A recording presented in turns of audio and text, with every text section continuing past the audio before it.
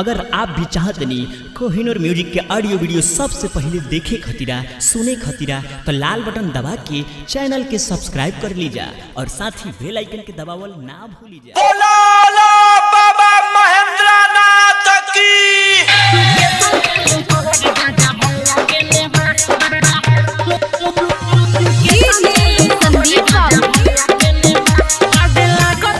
पिए पड़ी बाहबा के बूटी पियाला के बाद सुनो हिम्मत ना टूटी हम लागता कि पिए पड़ी बाहबा के बूटी पियाला के बाद सुनो हिम्मत ना टूटी कवन कहे हे ने कवन कहे हो ने बा कवन कहे हे ने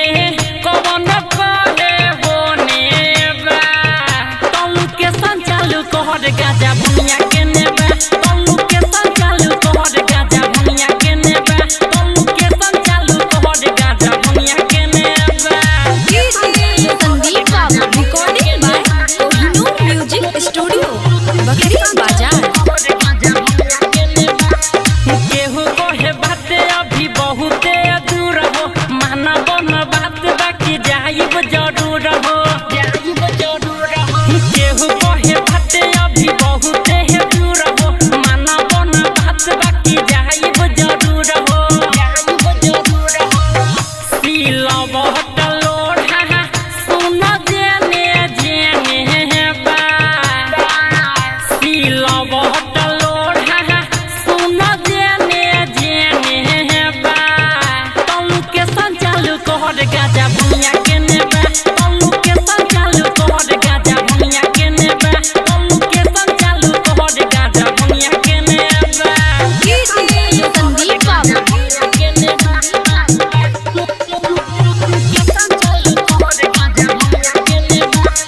बाहबा के बुट्टी खा के बोला जाए कहारा भोले दानी दी है सुना बहुते सहारा बाहबा के बुट्टी खा के बोला जाए कहारा भोले दानी दी है सुना बहुते सहारा सोते हम समादात सुन चंदन जेने